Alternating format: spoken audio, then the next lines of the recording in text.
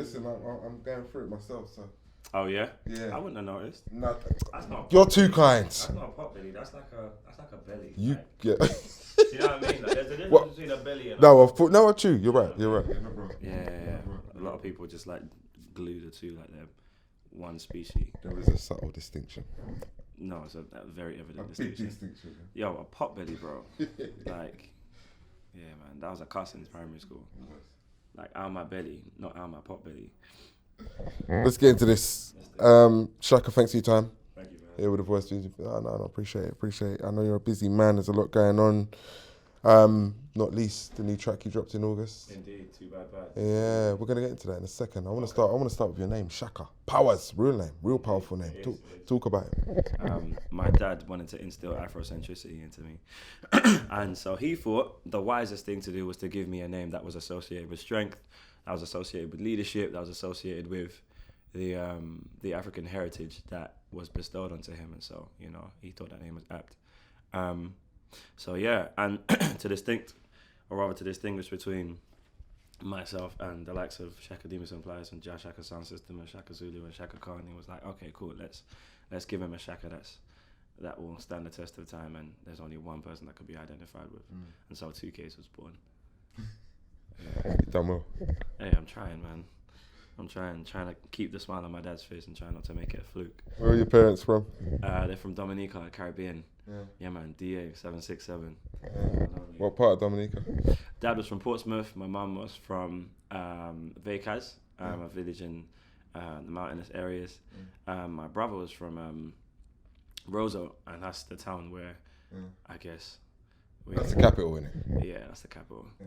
That's where the boats dock. Yeah, exactly. That's where you, if you're on a boat cruise, you jump off and then you take a view and then you go to a different island. And you can say you touched Dominica. Yeah, exactly. Have you been? Yeah, I have. Good. A few times. It's been a while since I've been. The last time I went was 2016. Right. So just before Maria.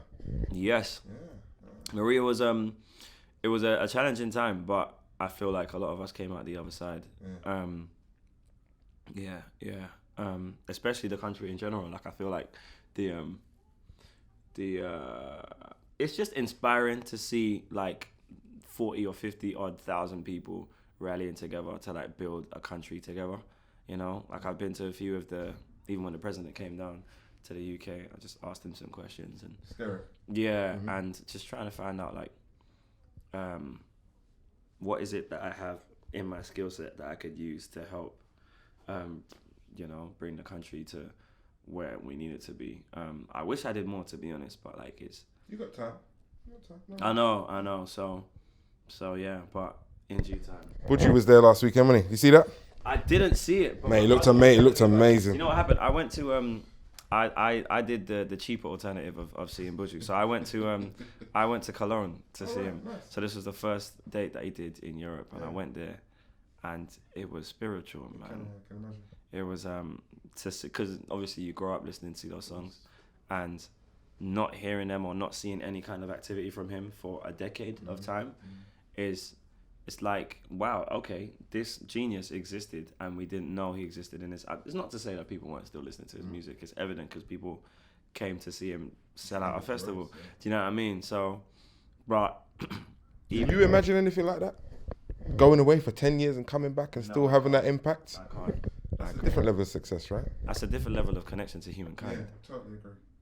Like he had songs called Destiny. I Want to Rule My Destiny. I saw like people of any color, like Africans in particular, like when I say singing, like it's not. I've been to a few festivals and I've seen people go mad, but the connection that these people had with Buju when he came on stage was mental.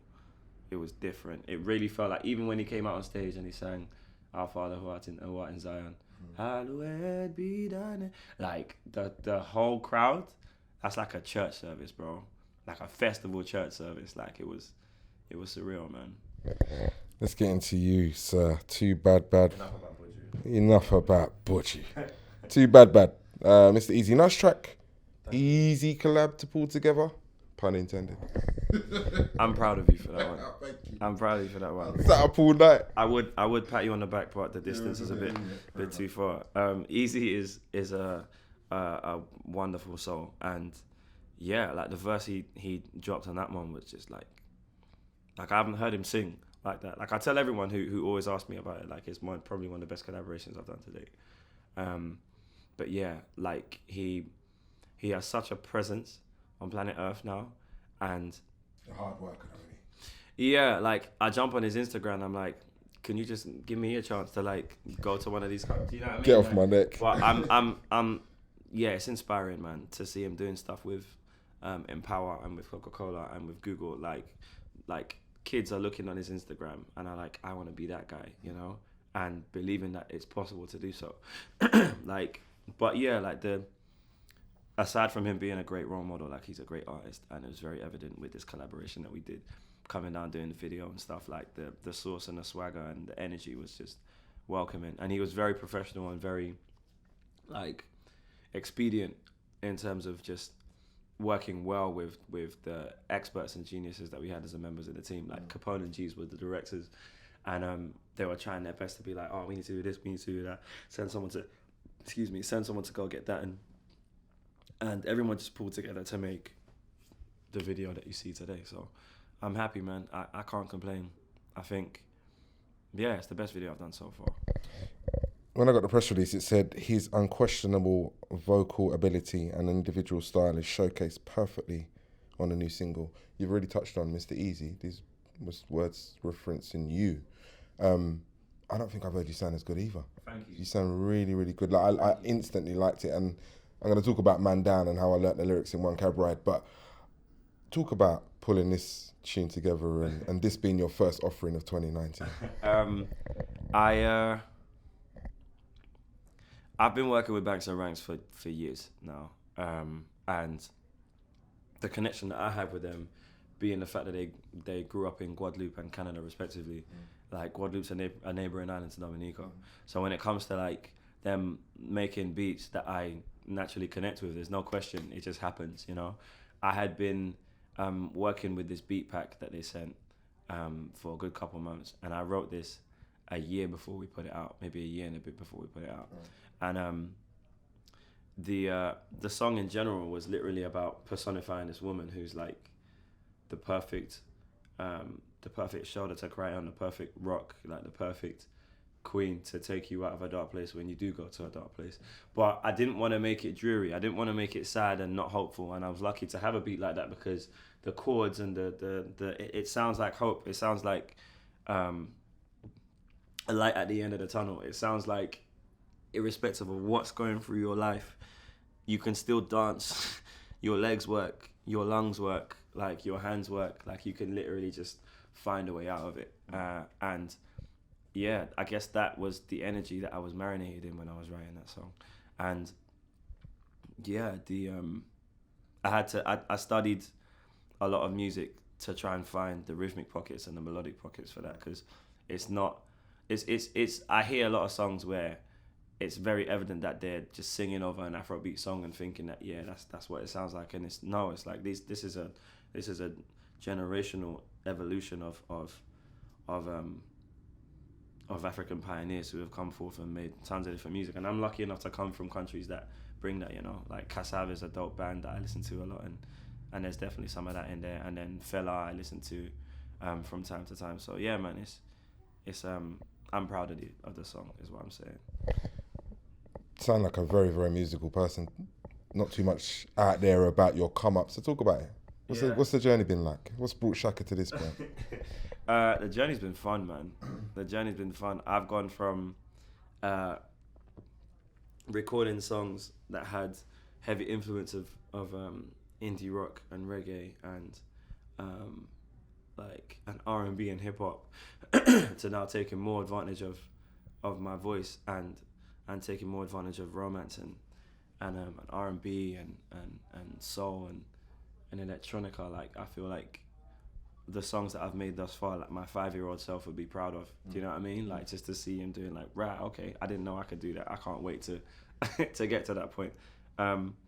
So yeah, it's just been a mixture of being at music schools, like being at youth clubs, working with different people. I met Incisive there back in the day, and we did like a bunch of songs together. making like independent mixtapes. Wretch Free 2 heard the mixtape, and then we did Blackout together, and deciding that, okay, cool, I'm making enough money at this, working as a bartender as I am working as a musician, as a solo artist, you know. So Pause before you said it. no, because I was trying to find the right word to describe it. Like, I feel like there's a lot of people who know me for different things. Like, if you're a producer, you'll be like, oh, Shakka the writer. Or if you're like, I don't know, like maybe Gets or a friend of Gets, you'll be like, oh, Shakka the barra, and be like, well, yeah, I'd like to believe that I can do that. I would never say and sit here and say, yeah, like I've been spitting since the age of God knows when. Like melody is my core, you know. So yeah, that's, I guess, why the pause was there. Yeah. Man down. Put me on. I literally, as I said, learnt the lyrics in one cab ride. And I was like, I'm a little bit older than I look. Yeah. I'm glad you said yeah. I mean, yeah, you done well. No, leave it, Shakka. You done well. You done well. Agree. I didn't want to, But I loved it. Thing No, love for that. I but man down put me on. I was like, I love this, man. I love the story. I love everything. It's so real. Were you surprised at the way it was received, or was that everything that you expected? I was having a conversation not too long ago about the same thing. Like the reception of the song. First and foremost, I'm insanely happy with. Like I would travel to like Amsterdam, and people would be like, "No, that's your song, dude. Like this song is me." Like, and to hear people say that they identify with the song, lyrics wise and vibe wise, I feel like one of the reasons why, in my opinion, the song did so well, or connected with as many people as it did, was because like my nieces and nephews first and foremost can like sing along to it like it was a theme tune of like their latest cartoon that they was watching. And then like you got the preteens, and you've got like people who are just starting uni and people who have just graduated from uni, who are either discovering romance or entering romance or promiscuity, or who have been in moments of those elements within their lives, you know what I mean? And so they can identify with that and be like, yo, like I remember a time where either I broke up with someone or I was like sprung over someone, you know, and that song spoke to them. So I guess for me, like, there's a multitude of reasons as to why I believe it connected with people. Either way, I'm just happy that my accent is going cross-Atlantic, you know what I mean? Because I remember a time where we weren't singing or rapping with our accents. Like we were doing an entirely different thing. And for us now to be able to do it and to be comfortable to do it, and for me to be one of the guys doing it, like, it's genuinely a dream come true, you know what I mean? So yeah, man, I'm happy with where it went and where it connected. Black History Month, seemed like a conscious brother. So who has inspired you? Who were your black icons? That's a very good question. Nina Simone, definitely one of them. Because the thing about Nina was the fact that she was a musical genius, as a writer, as a pianist, as a composer. But her personality on screen and off the mic inspired hundreds of thousands. Like, it was like, yo, like if I'm gonna write a song, I have to talk about like what's going on in my situation. And it wasn't just her. You had Marvin Gaye, you had Stevie Wonder. Like, these guys were like, you know what, let me actually like do something that says something and impacts people on planet Earth.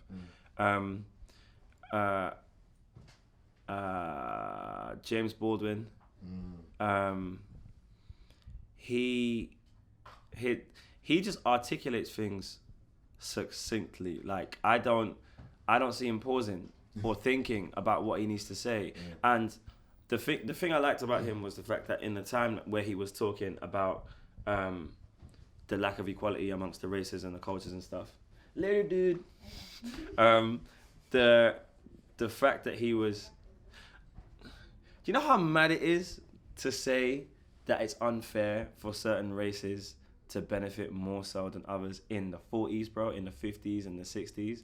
Like, he went to a university in the UK and said, yo, like, you have to understand, life for the black man versus life for any other race in certain areas, in certain parts of the world, is not the same. Like, there are inconsistencies that we must address, that we must talk about. But he did it with class and swag, and his vocabulary was so wide, and his articulation and level of articulation and the citations that he used. By that I mean like the points in history that he referred to, like it was illustrative and informative and educational and undeniable. Like it wasn't like you could say, okay, cool, like I don't really, like you have to do your research if you're gonna go toe to toe with this guy, you know. And that in itself was inspiring. I definitely cite him as a hero. My parents, like my mum and dad were like sergeant generals. Like I was scared of them more so than I was the police, and that meant that when I came home, it was like a regimented routine of self-development. Do you know what I mean? Like times tables. You ain't going to bed until you finish this. Like if you say you're doing music, I better see you in the studio after school every day. Like those kind of things to ensure that, yo, like I don't want to see you on road with any of these guys. We didn't come how many miles for you to put your last name in the what's it called? In the prison cell for the books for them man to have. I stole that line from Skepta because apparently he got because he got booked one time, he got shift one time, and his parents was like, okay, so this is where you're putting our last name.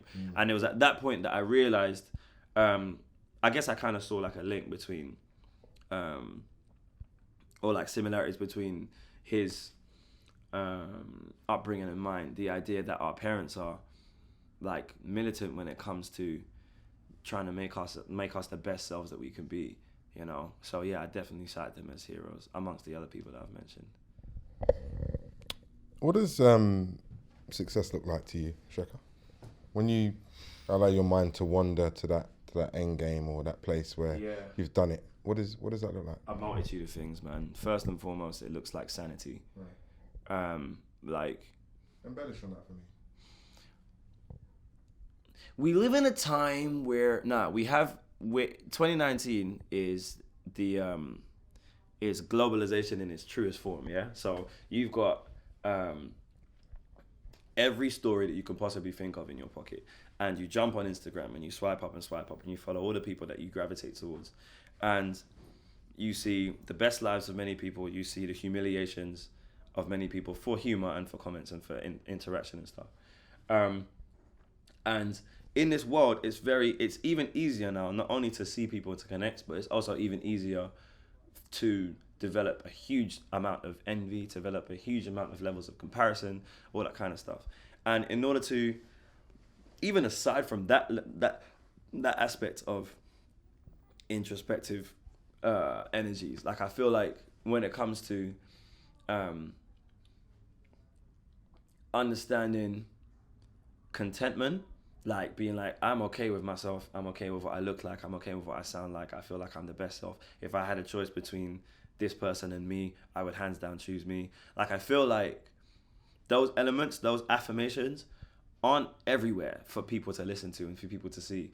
Therefore, the chances of insanity are so much higher. Yeah. And so in my mind, I feel like you've won when you're sane. You've won when you have sound mind. You have won where you can see someone with the sickest car, like the best Bentley in the world, and be like, that's a nice car. And then go about your day knowing that you don't wish you had it, knowing that you don't wish that you drove something like that. Do you know what I mean? Like, I feel like sanity is one of the pinnacles of success. I feel like financial independence for you and everybody with your last name and blood type is also a very important aspect of success. I feel like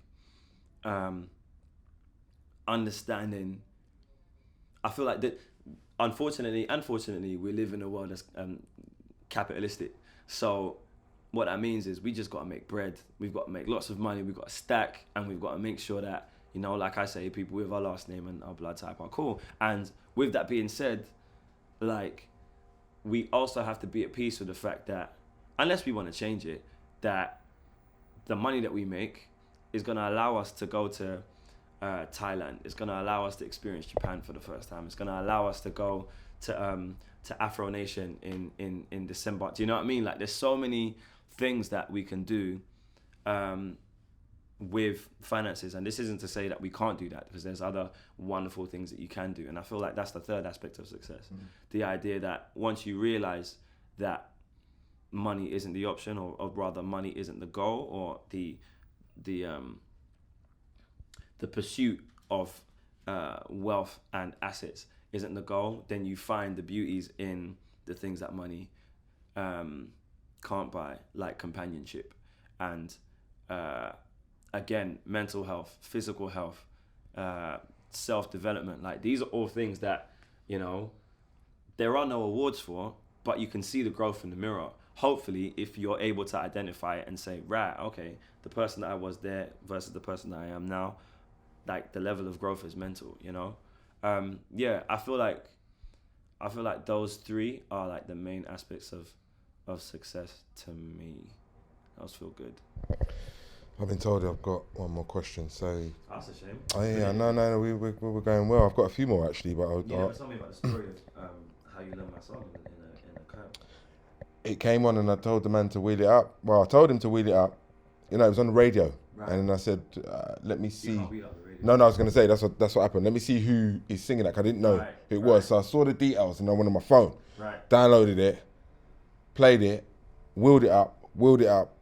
And then by the time I got to the end of the journey, I was singing the lyrics. Oh, She's calling. Yeah, anyway, I'm not going to sing now because I ain't got your voice. But before they come in and spoil my last question. I feel like you can pull it off if you really wanted to. You reckon? Did you hear that, cameraman? No, I'm not going to do it now. Say it first. Last question. The existential question. If there was one thing that people could remember you for. Oh, wow. What would that be?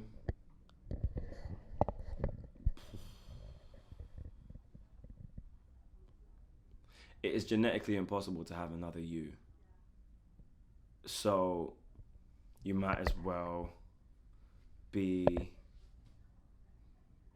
the best you that you can possibly be on planet Earth. There's no point in being someone else when they are the best at being themselves. So just be the best you that you can be. I'm sorry for that, for sounding so cheesy. It's what it is. Yeah, because I don't want to be anyone else apart from 2Ks. Too Bad, out now, featuring Mr Eazi, produced by Banks and Ranks. New singles coming soon, new album coming soon. Shakka with 2Ks. Thank you, The Voice, for having me. You guys are absolute geniuses. On that note, appreciate your time. Thank you, bro. Blessings, brother. Yeah, man. Blessings,